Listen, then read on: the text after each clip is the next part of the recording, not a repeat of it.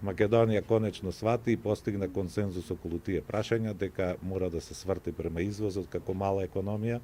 и према развојот на индустријата, затоа и владата со мерки ја поддржува таа политика на комората во наредниот период и можеме ево да кажеме од ова место дека во наредниот период